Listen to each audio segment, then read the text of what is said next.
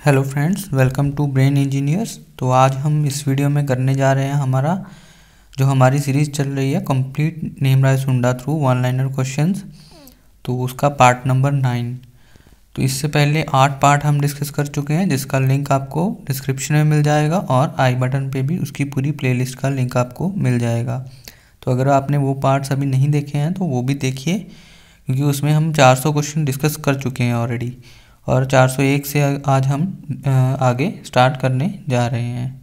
Okay, तो channel को अगर आपने सब्सक्राइब नहीं किया है तो जल्दी से सब्सक्राइब कर लीजिए, ताकि हर वीडियो का लिंक आपको टाइमली मिलता रहे।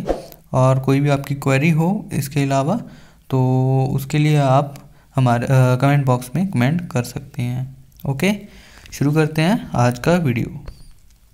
देखते हैं फर्स्ट क्वेश्चन आज का, जो कि हमारा टोटल 401वां क्वेश्चन होगा।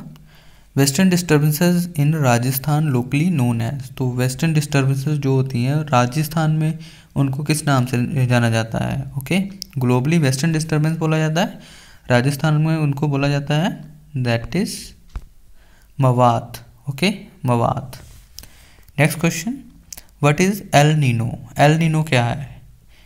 The answer is it is the phenomena that leads to rise in the ocean temperature and affect Indian monsoon, consequent dry weather and drought। तो ये क्या है कि जब ओशन का टेम्परेचर जब इंक्रीज़ होता है, okay, start from the coast of Peru, तो जो उस साइड में, जो वेस्टर्न साइड में जब टेम्परेचर जो इंक्रीज़ होता है ओशन का, उसकी वजह से इंडियन मानसून भी इफ़ेक्ट होता है। ओके, और ड्राई वेदर जो है वो ड्राई होने लगता है, ड्रॉट्स रहने लगते हैं। ओके, उसी से जो है हमारा एग्रीकल्चर भी जो है इम्पैक्ट होगा। ओके, तो इस इफ़ेक्ट को हम क्या बोलते हैं? That is El Nino. Okay, El Nino. Next question, question number 403, what is artificial rain making? Artificial rain making क्या है? The answer is application of foreign materials to clouds to induce precipitation. Okay, clouds में जो है foreign material, कोई भी अलग सा एक मटेरियल डाला जाता है, ओके, जिससे क्या होता है? प्रेसिपिटेशन होती है, ओके, रेनफॉल होती है। तो इसको हम आर्टिफिशियल रेन मेकिंग बोलते हैं। Next question, artificial rain making is also known as. तो इसको और क्या बोला जाता है, किस नाम से जाना जाता है? The answer is cloud seeding.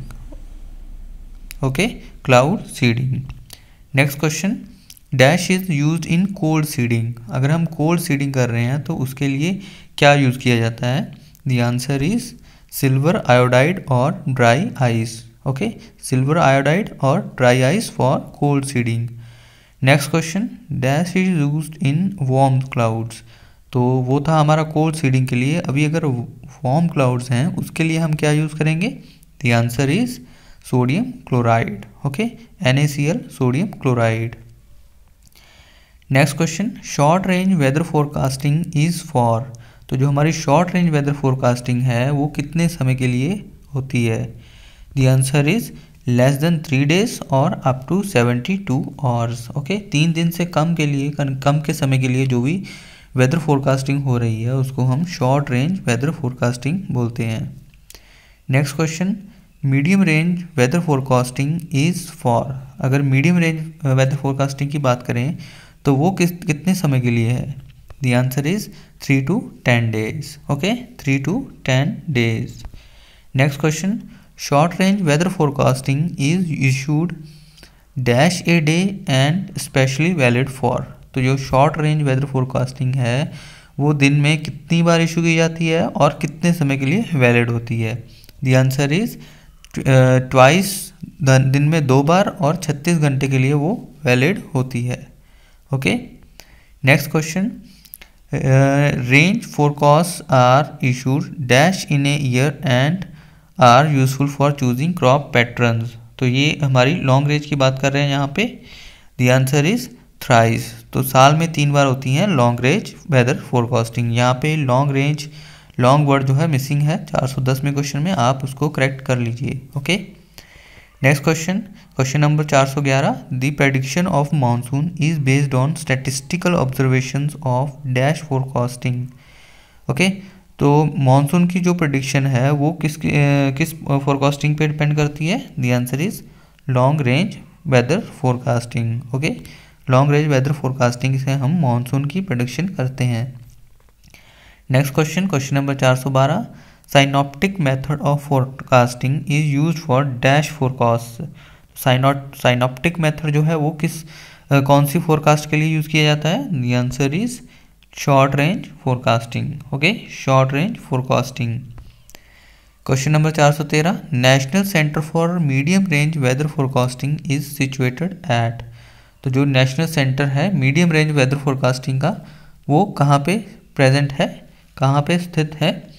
The answer is new Delhi. Okay, new Delhi. Next question नंबर 414, latent heat of vaporisation of water is. तो यहाँ पे जो क्वेश्चन कुछ आएंगे उसमें हम वाटर की क्वालिटीज़ जो है डिस्कस करेंगे। ओके, वाटर की प्रॉपर्टीज़ डिस्कस करेंगे। ओके, तो लेटेंट हीट ऑफ वेपराइजेशन कितनी है वाटर की?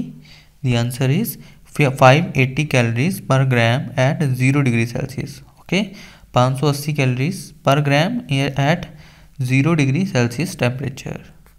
Next question, heat of sublimation of water is. तो हीट ऑफ सब्लिमेशन कितना है वाटर का? The answer is 680 calories per gram at 0 degree Celsius. दोनों को याद रखना है, कंफ्यूज नहीं करना है आपको। Next question, heat of fusion of water. Okay, heat of fusion कितना है वाटर का? The answer is 80 calories per gram at 0 degree Celsius. Okay, next देखते हैं question number 417, highest density of water is at. तो water की highest density कितने temperature पे होती है? The answer is 4 degree Celsius. Okay, 4 degree Celsius पे water की डेंसिटी जो है मैक्सिमम होती है। Next question, water expands on freezing by. जब फ्रीज होता है वाटर, ओके, वाटर जब है जो फ्रीज हो रहा है तो उस समय वो कितने परसेंट जो है एक्सपेंड कर जाता है? The answer is 9% by volume. Okay, तो वॉल्यूम उसका 9% से एक्सपेंड कर जाता है जब वाटर जो है लिक्विड फॉर्म से सॉलिड फॉर्म में जाता है, दैट इज फ्रीज होता है। Next question 419, dielectric constant of water is. Dielectric constant कितना है वाटर का? The answer is -80। Okay, -80। Next question 420वां question, water has specific heat of. तो वाटर की स्पेसिफिक हीट कितनी है? The answer is 1 calories per gram. Okay, 1 calories per gram.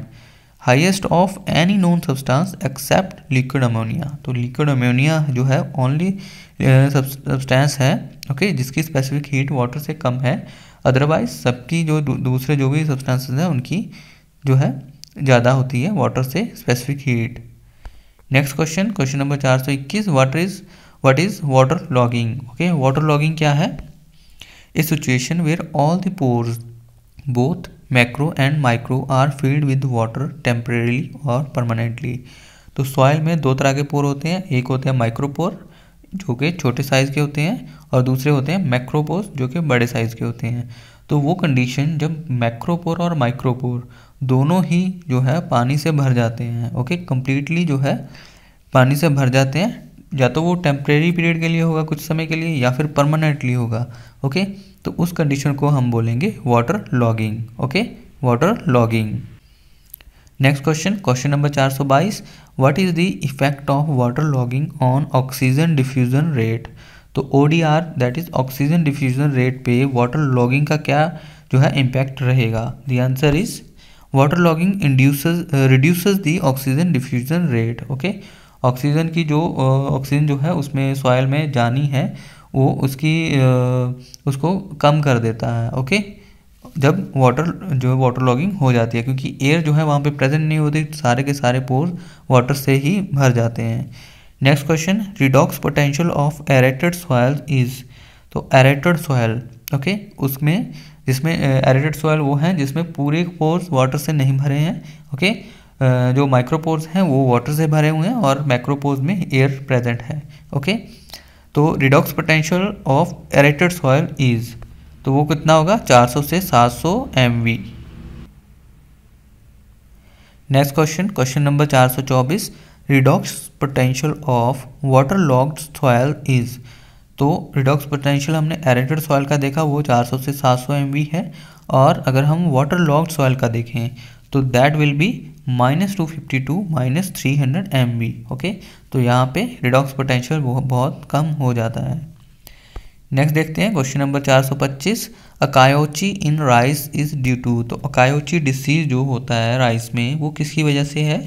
The answer is toxicity of hydrogen sulphide. Okay, hydrogen sulphide की toxicity से akiochi disease होता है rice में।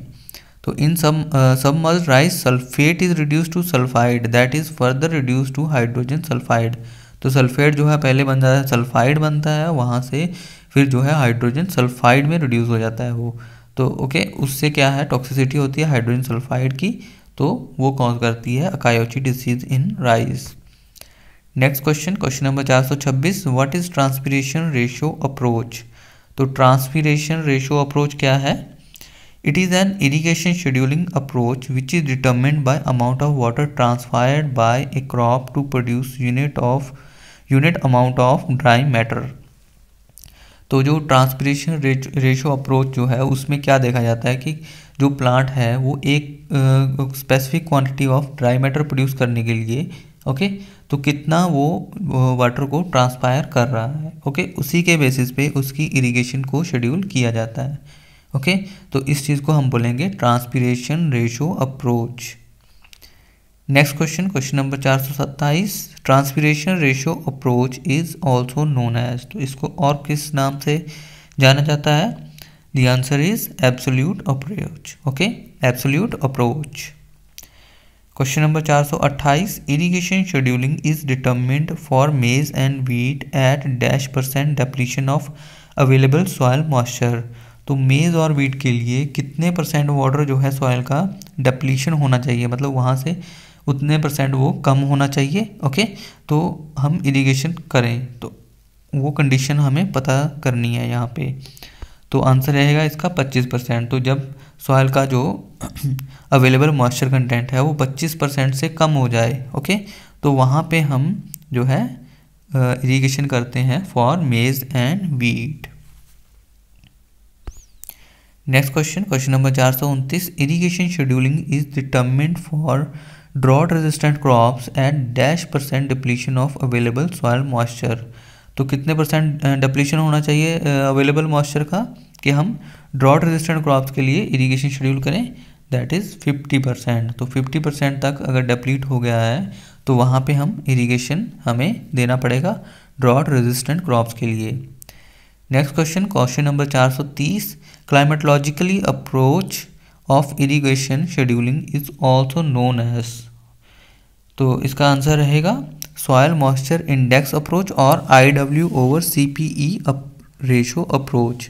Okay, तो IW/CPE क्या है? That is irrigation water over cumulative pan evaporation. Next question, question number 431, the ratio of IW/CPE serve as. तो क्या काम करता है ये?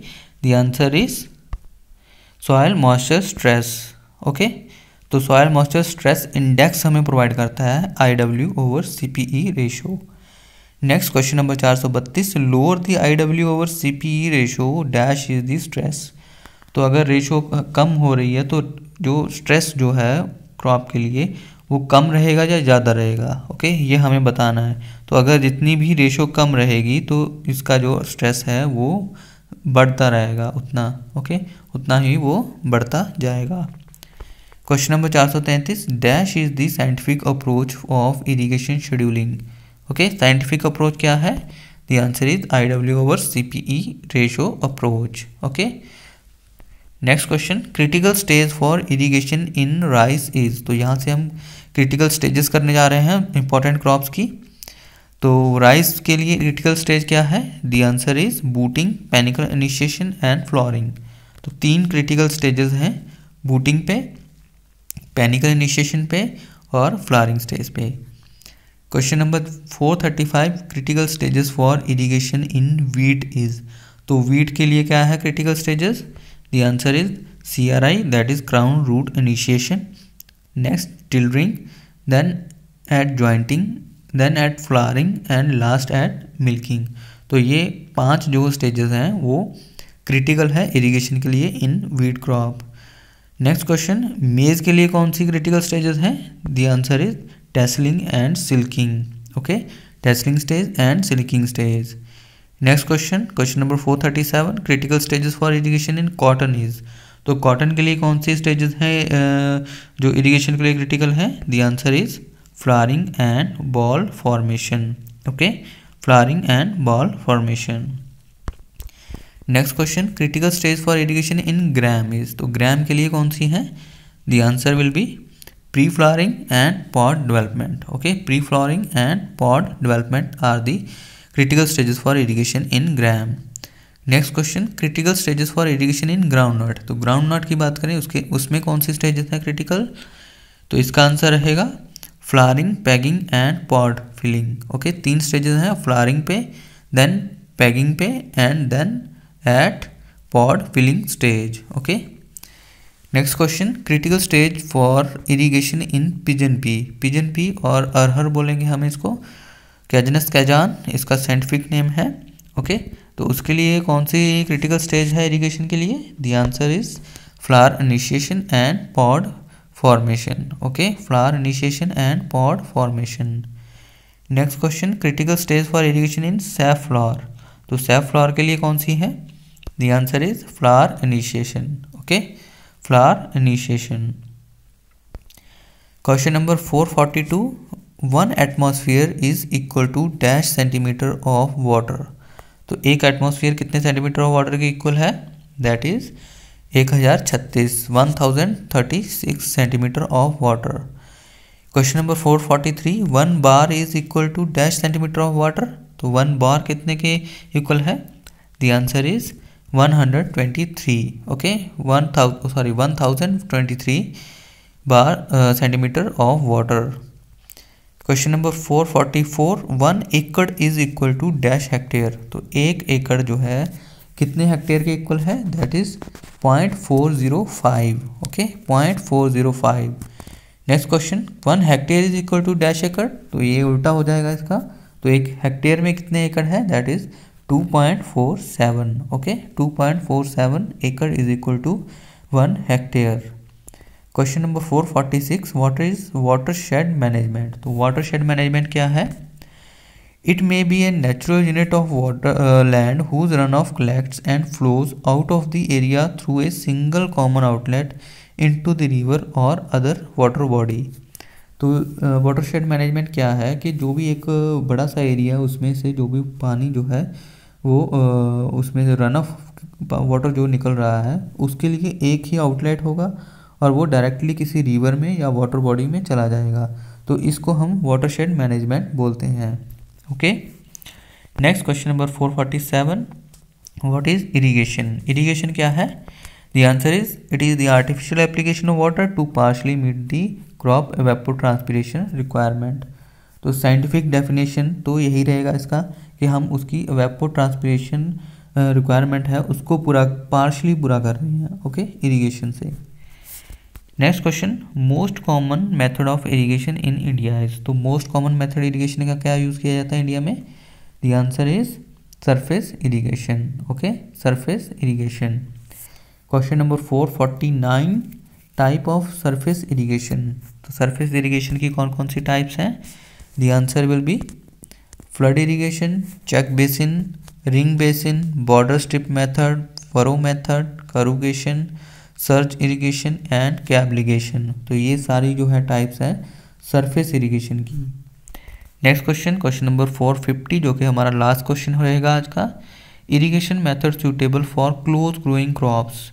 Close growing crops like wheat, groundnut, pearl millet. तो जो क्लोज ग्रोइंग क्रॉप्स हैं हमारे ये सब, इनके लिए मोस्ट सूटेबल इरिगेशन मेथड कौन सा रहेगा? The answer is check basin method. Okay, check basin method. तो ये थे हमारे आज के क्वेश्चन। आई होप क्वेश्चन आपको पसंद आए होंगे, वीडियो आपको अच्छा लगा होगा। और वीडियो अच्छा लगा तो वीडियो को लाइक कीजिए, शेयर कीजिए और चैनल को जल्दी से सब्सक्राइब कर लीजिए। इसके अलावा हमारे टेलीग्राम ग्रुप को ज्वाइन कर लीजिए और इंस्टा पे भी हमें फॉलो कर सकते हैं आप, वहाँ भी आपको काफ़ी मटेरियल मिल जाएगा। ओके, तो नेक्स्ट मिलेंगे हमारे नेक्स्ट वीडियो में, दैट इज़ पार्ट नंबर 10 में। Okay, thank you.